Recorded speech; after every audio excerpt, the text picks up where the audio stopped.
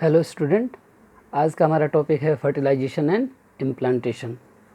अभी तक आपने जो भी फीमेल रिप्रोडक्टिव सिस्टम में और मेल रिप्रोडक्टिव सिस्टम में टेस्टिस और ओवरी से स्पर्मेटोजेनेसिस और oogenesis के प्रोसेस से जो सीखा, उसमें मेन फैक्ट था कि स्पर्म का फॉर्मेशन कैसे होता है और सेकेंडरी oocytes मीन्स ओवम का फॉर्मेशन कैसे होता है। आपको इस वाले फिगर से आपको आइडिया लगेगा कि किस तरह का सेकेंडरी oocytes का क्या होता है। बच्चों, ये डायग्राम होता है, इसे बिल्कुल याद रखेंगे, मल्टीपल टाइम्स पूछे जाते हैं। आप देख सकते हैं सेंटर में ओवम लिखा हुआ है, इसके साइटोप्लाज्म में हैप्लॉइड यहाँ पे क्या हो सकता है, आपको न्यूक्लियस हो सकता है, फिर इसका प्लाज्मा मेम्ब्रेन है। और यहाँ फिगर इन्होंने क्या दे रखा है बच्चों, ये कलर फिगर है, ध्यान रखेंगे। कहा जाता है कि प्लाज्मा मेम्ब्रेन आपको सेकेंडरी oocytes में बताया था मैंने मैच्योर ग्राफियन फ्लोरिकम में सेकेंडरी oocytes के प्लाज्मा मेम्ब्रेन अपने चारों तरफ एक प्रोटेक्टिव लेयर बनाते हैं। क्या नाम है उसका बच्चों? जोना प्लेसूडा। ये जोना प्लेसूडा क्या होता है? ग्लाइकोप्रोटीन होता है। ग्लाइकोप्रोटीन मीन्स कार्बोहाइड्रेट और प्रोटीन का कॉम्बिनेशन होता है, नॉन सेलुलर होता है, प्रोटेक्शन का काम करता है। आप देख सकते हैं एक स्पर्म इंटर किया, उसके बाद ये क्या करता है, इस एरिया को, इसके प्लाज्मा मेम्ब्रेन वाले इस पार्ट को क्या करता है, प्रोटेक्ट करता है, ताकि मल्टीपल स्पर्म क्या हो इंटर नहीं हो सकें। बाहर आप देख सकते हैं आप, ये है ग्राफियन फॉलिकल्स के से बना हुआ एक लेयर जिसको बोलते हैं सेल्स ऑफ कोरोना रेडिएटा। इन्हीं वॉल को पहले कोरोना रेडिएटा को ब्रेक करता है एक्रोजोम से निकला हुआ एंजाइम, फिर उसके बाद जोना प्लेसूडा को, और फिर फाइनली कहाँ एंटर करता है बच्चों? प्लाज्मा मेम्ब्रेन के पास टच में आता है। उसके बाद प्लाज्मा मेम्ब्रेन डिफ्यूज़ होता है साथ में, और इसके जो मिडिल पार्ट में मौजूद हैप्लॉइड क्रोमोसोम है वो अंदर इंटर कर जाते हैं। एक पॉइंट आपको मैं बताने वाला हूँ, कहा जाता है कि प्लाज्मा मेम्ब्रेन और जोना प्लेसूडा के बीच में एक स्पेस रहता है जिसे क्या बोलते हैं, याद रखेंगे, पेरीविटलिन स्पेस। उसे डिस्कशन में अभी हम जान लेंगे। ये इसी फिगर डायग्राम पर आपका पूरा फर्टिलाइजेशन इम्प्लांटेशन का टॉपिक बेस्ड है कि कैसे इसमें फर्टिलाइजेशन के बाद जाइगोट बनता है और ये आगे प्रोसेस में कंटिन्यू करता है। एक बार मैं आपसे रिमाइंड कराऊंगा कि आप एक बार इसी चैप्टर एनसीईआरटी से फैलोपियन ट्यूब का फिगर देख लेंगे ताकि आपको समझने में परेशानी नहीं होगी। अब देखिए बच्चों, during the copulation coitus semen is release by the penis into the vagina, जिसे आप ऑलरेडी पढ़ चुके हैं। Insemination, the motile sperm swim rapidly pass through a cervix, enter into the uterus and finally reach to the ampullary region of the fallopian tube. और ampullary region में ही क्या होता है, फर्टिलाइजेशन होता है। The ovum release by the ovary is also transported to the क्या बच्चों, ampullary region where fertilization take place. Fertilization can occur if the ovum and sperm are transported simultaneously to the ampullary region। यहाँ से बिल्कुल ध्यान रखेंगे, हर intercourse between the partner, male और female partner, fertilization को क्या कर सकता है, लीड नहीं कर सकता है। देख लीजिए, fertilization can only occur if the ovum and sperm are transported simultaneously to the ampullary region. और वो भी क्या है, पीक डेज 14 डेज, जो आपको ऑलरेडी मैंने मेंस्ट्रुअल साइकिल में पढ़ाया है। वो क्या कहता है, फीमेल को प्रेगनेंसी कंसीव करने में हेल्प करता है। इसके साथ देखिए, this is the reason why not all copulation lead to the fertilization and pregnancy. अब क्या बच्चों, अब इसके बाद क्या हो गया, स्पर्म और ओवम मीन्स सेकेंडरी oocytes का क्या होगा, fusion. The process of fusion of sperm with an ovum is called fertilization. During fertilization, a sperm come to the contact with the zona pellucida, a layer of the ovum, and induce the changes in the membrane that block the entry of additional sperm. बताया था ना, ये plasma membrane को induce कर देता है, जिसके कारण अदर जो स्पर्म है वो इंटर नहीं कर पाते हैं। अब आप देख सकते हैं बच्चों, thus it ensures that only one sperm can fertilize an ovum. The secretion of acrosome helps the sperm enter into the कहाँ पे बच्चों, cytoplasm of the ovum through the zona pellucida and the plasma membrane of the क्या बच्चों, ovum।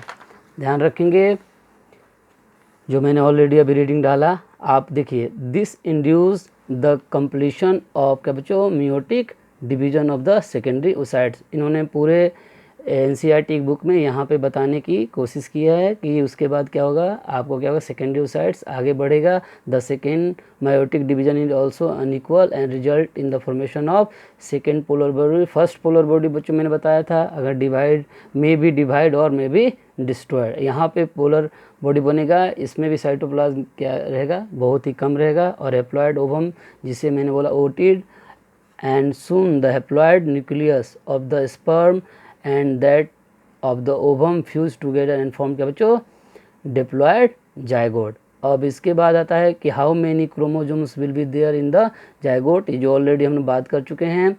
आपको 23 मिलेंगे और दोनों combine होकर क्या हो जाएंगे, 46। अब आता है ये सोशल अवेयरनेस पे है। जेनेटिक्स में आपको 10th लेवल पे ही पढ़ा दिया जाता है कि मेल और फीमेल में XX, फीमेल में XX, मेल में XY, और फिर फीमेल से एक X और मेल में हेट्रोगेमिट है तो XY जाता है। तो कहा जाता है कि मेल ही ज़्यादा रिस्पॉन्सिबल है, कि इसमें फीमेल का कोई रोल नहीं है, मेल ही टोटली रिस्पॉन्सिबल है कि बेबी बॉय होगा या बेबी गर्ल हो गया। Therefore all haploid gamete is produced by the female ova has the sex chromosome X, where in the female gamete sperm the sex chromosome could be either X or Y. Hence 50% of the sperm carry the X chromosome while the other 50% carry the Y. After fusion of the male and female gamete, the zygote would carry either XX or XY depending on whether the sperm carrying Y or X to fertilizing the egg. ध्यान रखेंगे, the zygote carry XX would develop the female and XY would क्या बच्चों, form a mail. तो इस बिल्कुल जानना चाहिए कि दिस इज़ क्या है, एक साइंटिफिकली रीज़न है। और इसमें जो कहा जाता है कि फादर ही रिस्पॉन्सिबल है, इसमें फीमेल पर जो सोसाइटी में ऑर्थोडॉक्सी है उसको क्या किया जाता है, इस साइंटिफिक तरीके से आप इसको क्या कर सकते हैं, गलत ठहरा सकते हैं। अब बच्चों जाइगोट हो गया। अब यहाँ पे इस फिगर को मैं आपको ऑब्जर्व करने के लिए रिक्वेस्ट करूँगा। अब ये एक तरफ से दोनों अगर आप फिगर देखेंगे तो इस साइड में फ्लैपियन ट्यूब है। मान लीजिए ये ओवरी ने ओवम रिलीज़ किया, यहाँ पे आप फिम्बरी ने कलेक्ट किया, इनफंडिबुलम, एम्पुला एंड क्या बच्चों, स्टमक। अगर एम्पुला वाले रीजन में क्या हुआ, आप ध्यान रखिए, यहाँ पे अगर फर्टिलाइजेशन हुआ तो क्या हुआ, जाइगोट के नंबर माइटोसिस प्रोसेस से नंबर बढ़ना स्टार्ट होंगे, उसको क्लीवेज बोलते हैं। क्या बोलते हैं, ध्यान पर रखिएगा, क्लीवेज बोलते हैं। और जो नंबर ऑफ सेल्स इंक्रीज हुए उसे ब्लास्टोमियर्स बोलते हैं। याद रखेंगे, जो नंबर ऑफ सेल्स इंक्रीज होना शुरू हुए, अब इस फिगर से समझा रहा हूँ मैं आपको, स्पर्म इंटर किया, आप देखिए इसके बाद नंबर इंक्रीज होने लगे 1 2 3 4, उसके बाद आप देख सकते हैं नंबर इंक्रीज होने लगा, 16 हो गया। और फाइनली ये जो नंबर ऑफ सेल्स इंक्रीज होने लगे, हर इंडिविजुअल सेल्स को यहाँ पे जाइगोट जो डिवीजन होने के बाद नंबर इंक्रीज होते हैं उसे ब्लास्टोमियर बोलते हैं। तो आगे जाके ये क्लीवर्स होगा, फिर इसको मोरूला क्यों बोलते हैं ये जानने की कोशिश करेंगे। आप देखिए, meiotic division start as the zygote move through the isthmus of the oviduct called cleavage toward the uterus. Cleavage को डिफाइन किया जाता है, क्लीवेज क्या, जाइगोट का डिवीजन, माइटोटिक डिवीजन होना और मूव करना किसके तरफ, यूटेरस के कैविटी की तरफ।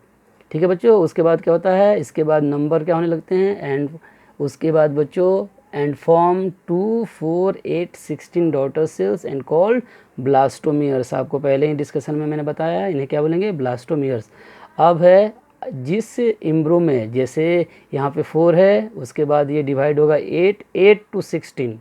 ध्यान रखेंगे बच्चों, यहाँ पे 8 to 16 जो ये ग्रुप है इसको बोला जाएगा क्या, आपको मोरूला। उसके बाद जो ये मोरूला वर्ड आया, ब्लास्टोमियर इज कॉल्ड क्या बच्चों, मोरूला। मोरूला जो वर्ड आया मुलबेरी फ्रूट्स की तरह दिखता है, वहाँ से लिया गया है, साइंटिस्ट ने इसकी नेमिंग वहाँ से की है।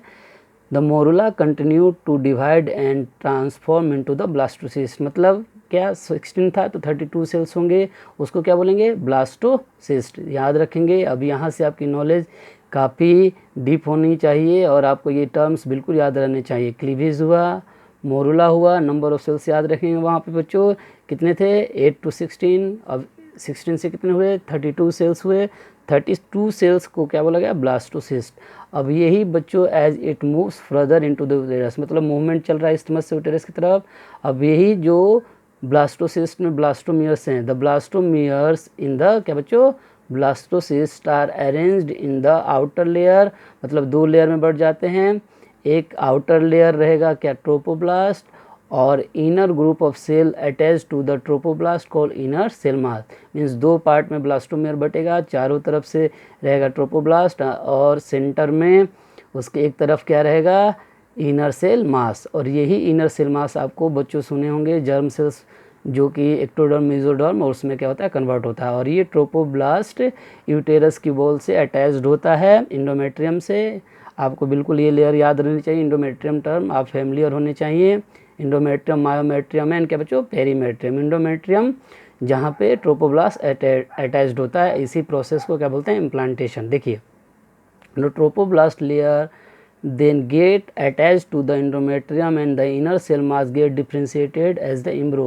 embryo की जगह यहाँ जर्म लेयर भी लिखा जा सकता है। यही आगे जाके वो जर्म लेयर अलग अलग ऑर्गन्स और टिश्यूज बनाते हैं। After attachment the uterine cells divide rapidly and cover, क्या बच्चों, rapidly and cover the blastocyst. Means उसको क्या करते हैं, एंडोमेट्रियम की जो लेयर है ब्लास्टोसिस्ट को कवर कर लेती है और इनर सेल मास को धीरे धीरे न्यूट्रिशन देना प्रोवाइड करती है। As a result the blastocyst become the embedded in the endometrium of the, क्या बच्चों, uterus, and this is called implantation and it's lead to the pregnancy. और यही ट्रोपोब्लास्ट किसका फॉर्मेशन करता है, ध्यान पे रखेंगे, यही प्लासेंटा का फॉर्मेशन करता है जो प्रेगनेंसी और ओवरऑल डेवलपमेंट में फर्दर क्या करता है, हेल्प करता है। अगला टॉपिक बच्चों हम लोग नेक्स्ट पढ़ने वाले हैं, प्रेगनेंसी एंड एम्ब्रियोनिक डेवलपमेंट।